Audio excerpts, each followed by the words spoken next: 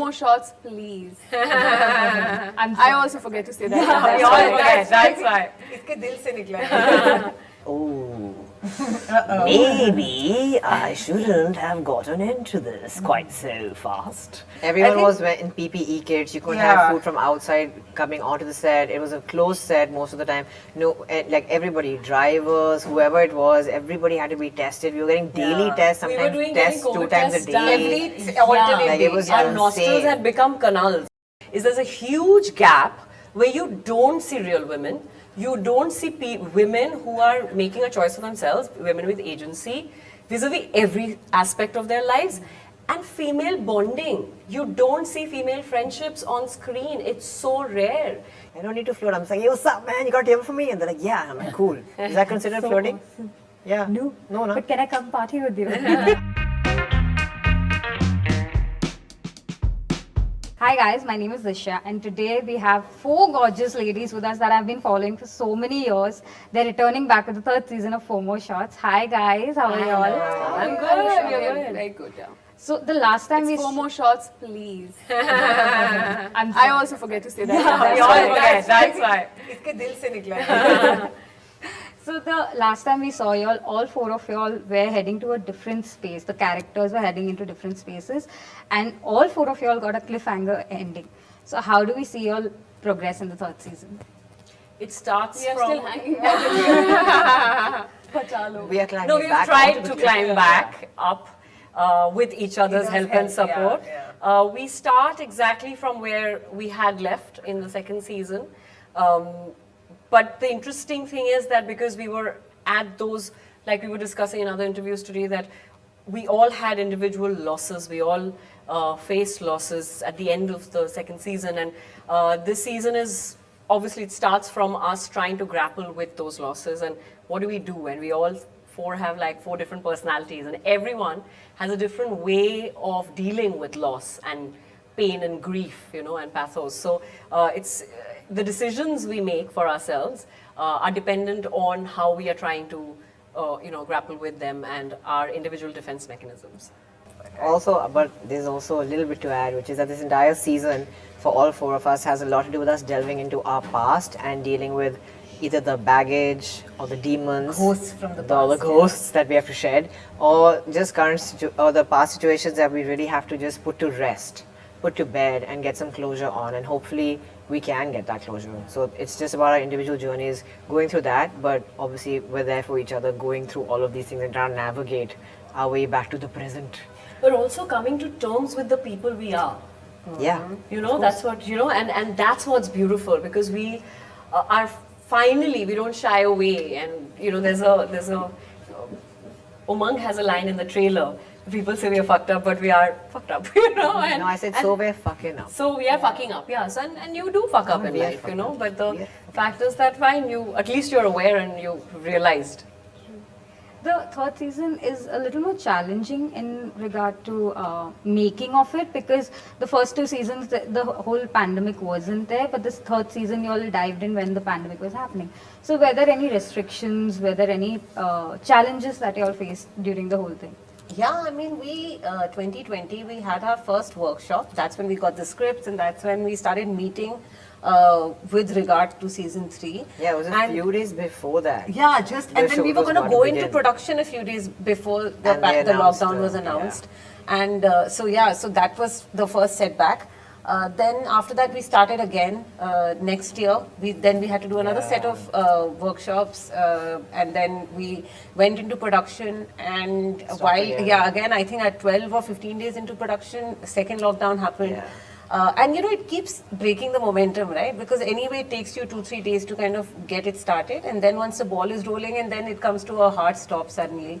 So then after the lockdown was lifted, second lockdown, and we started, this time we had all these restrictions, you know, there was masking, our staff, we of course couldn't do it, but we were also very... Everyone was in PPE kits. You couldn't have food from outside coming onto the set. It was a closed set most of the time. No, like everybody, drivers, whoever it was, everybody had to be tested. We were getting daily tests, sometimes tests 2 times a day. Every alternate like, day. it was Our nostrils insane. had become canals. Yeah, it was absolutely like, it was just, a lot. I mean, and it's the right way to do it.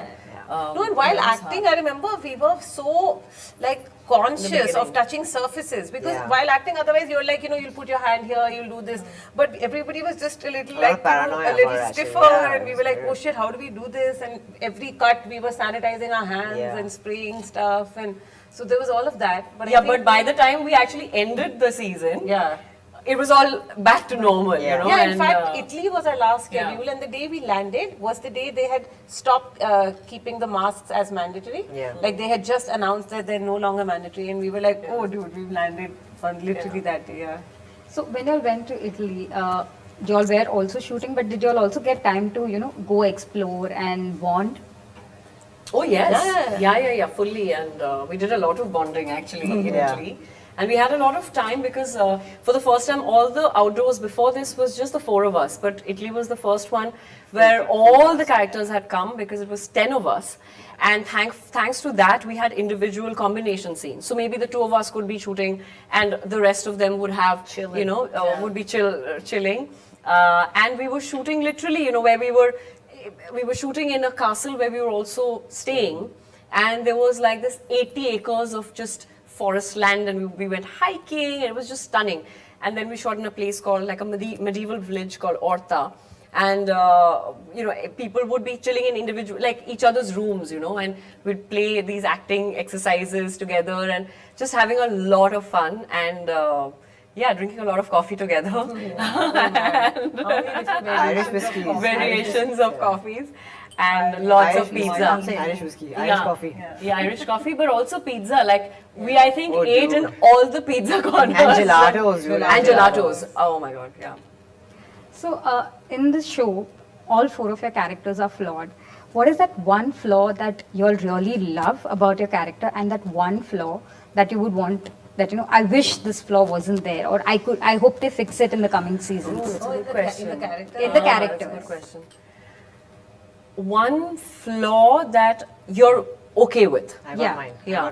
I think Damini calls a spade, and she can't lie, and she has to say everything that she's feeling, and she's extremely sort of political, but also very muffat, and she can't sort of keep it to herself or be diplomatic about things that she doesn't side with. And I like that about her. I like that. I think, it's a quality that I think more people should have than less. And one thing that there's a huge flaw that she's confused about what she wants and how to deal with men in her life. And I really wish she got that together. Yeah. For Umang, I would say the thing that I love about her, like a flaw of hers that I find pretty endearing, is that she gets into relationships, or she just falls into these relationships because she's so enamored by the person, and she's like, wow, like this is amazing. And then only once she's like in it does she realize, oh, maybe I shouldn't have gotten into this quite so fast. So I think that. So I mean, I give her the onus for at least like getting into it, because a lot of people would just say no firsthand. So she just goes for it, and then it feels good right now. Let's just see how it goes. But the other person doesn't really want to see how it's going, so she gets stuck in there, and she's like, oh, nah, I gotta bail. That kind of situation. And I think the one flaw of hers that probably needs work is, I just wish she was more self-aware in terms of, I wish it hadn't taken her 3 seasons to deal with her family situation. Like, I feel like for 2 seasons, there's a lot of tension that she's just like holding in the back of her head and her heart about, she's trying to be happy in her relationship and in her life, but like, obviously it's playing on her mind, and yeah, but I mean, it's happening in due time. This whole season is about dealing with the past stuff, so yeah, hopefully we get some closure on that. I think one flaw of Siddhi, but I wouldn't call it a flaw because I like that about her, is that she's not scared of trying to figure herself out. Like, she's not, she's very confused about what she wants to do in life, what she wants to be, or who she is.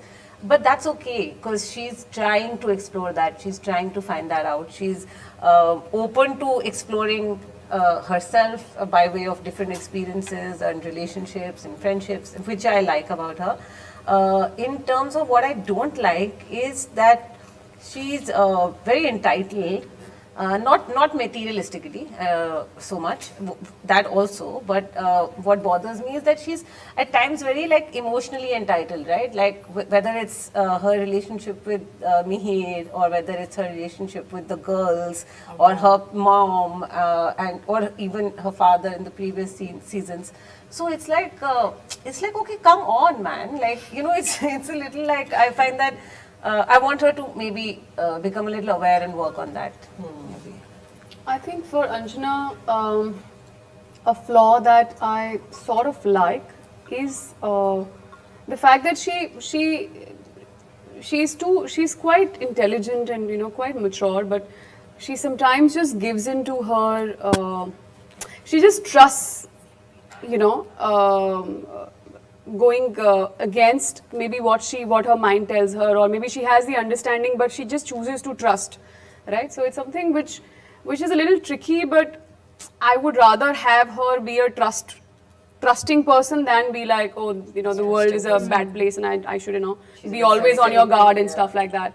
Another thing that one flaw that I do not like about her, she's just she's stuck in her past. She can't let go, you know, and I think that's really irritating sometimes. So, I take it very personally. Yeah. So my last question is that there is, whenever, you know, I recommend FOMO shots please to people, I always, like 90% of them come back to me saying that they loved it, but I always have that one or two people who come and tell me that, you know what, if this was like the other way around, and if this was it was men, I know you would criticize it. So how would you tackle such a question? Like, to these people, how would But you it do always has been Been men like that, historically, yeah. It always is about men, you know. And the criticism has never worked. You Yeah. know, they continue to make them, and that's fine. I mean, and there should be. I mean, there's nothing wrong with Wrong that. in it. I But think at there least- should be an array of like all kind of content, and let people decide. There should be like enough. There's enough For everyone. You know, yeah, enough room under the sky for everyone. Yeah, to I mean, exist. but also this cannot be a point of criticism saying यही चीज आप लड़कों के लिए करते हो तो how would you feel? It's like, it's very stupid. It's very immature. Like, you either like it for what it is or you don't. मतलब Yeah. this cannot be a reason for. It's very Like dissing it. Childish. It's very But silly, honestly, actually. yeah. What we all felt, and I'm sure the makers felt, and hence the show, is there's a huge gap where you don't see real women. You don't see women who are making a choice for themselves, women with agency, vis-a-vis every aspect of their lives. And female bonding. You don't see female friendships on screen. It's so rare. You don't see different kinds of women. When was the last time you saw a woman with tattoos like Bani or Umang, you know, Represented on representing screen, yeah. that? You don't see women, you don't see professional women. You don't see that, and that's where a huge gap, I mean, it's actually huge, you know, it's a crater. So, and the more we do, the less it would be. We need to make like multiples of different kinds, and not just FOMO shots. You know, it's my dream to make a friendship story with older women. Yeah. You know, and honestly, in the West, there are so many that you see now. But from our country, you don't. I mean, now as we yes, speak, yeah. you know, when FOMO shots started, we was talking Yeah. about it. You didn't see women friendships or, you know, originals or films with, you know, women in it. But now At the you are forefront, at the yeah. forefront, but now you are seeing it more and more, and we need to see it much more. So do you think FOMO shots please could eventually also go on the big screen? We how are we Oh, had- like Sex and the City? Yes. Yeah, why It's not? a possibility. Everything is a possibility. But I love Yeah, why the not? fact that it's It's a series. I love the fact it's that an we original, have yeah. 10 episodes and all that. I love it. Yeah. Because also you get to time. explore so much, Yeah, right? you get so much time. Yeah, maybe after we're done with 10 seasons.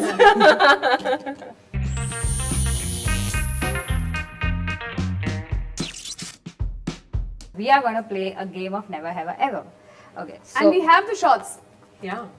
Which is very nicely balanced. Yeah. Yeah. Wow. So, but the first question is, never have I ever lied about being sick and ditched a work day. Not done. I'm not done it. Really? You've never made an excuse about being sick to For get shoot, either leave never. early or go late or something? Wow. For my FTI audition. I've done it for it. Never have I ever lied about work to get out of party. Oh, all the time. But I'm not, it's never a lie. I'm always like, I gotta go train, guys, bye. So I don't No, know. I've lied also. I have an early morning tomorrow, guys. Like early morning. Yeah. I thought her was early morning hota hai. Sorry, guys. Never have I ever read messages off the notification bar and deliberately not replied to them. My notifications are off. Done it. Notifications are off. Never have I ever drunk texted an ex. Don't drink, yaar. Yeah. Never have I ever snooped into my partner's phone. Snoop into my partner's phone. Never have I ever thought of how Milind Soman is hot, how hot he is. You kind of have to. Yeah. Before formal shots, like in life. Interesting. Never have I ever flirted my way to get a table at a restaurant or get a drink. I don't need to flirt. I'm just like, hey, what's up, man? You got a table for me? And they're like, yeah. I'm like, cool. Is that considered flirting? Yeah. No, no. But can I come party with you? I don't party. Party. She goes हम to तो party restaurant. restaurant. 7 बजे सुबह उठना पड़ता है. Sorry, I can't. Never have I ever felt jealous of my friends when they've bagged a better role. Had the better role. Not jealous, envious. Envious. Yeah. Better role. Okay, the last one. Never have I ever played, never have I ever. We have, we just play. That's why. Tons of them. That was my first and last tip. Thank you guys. Thank you for Thank you so much.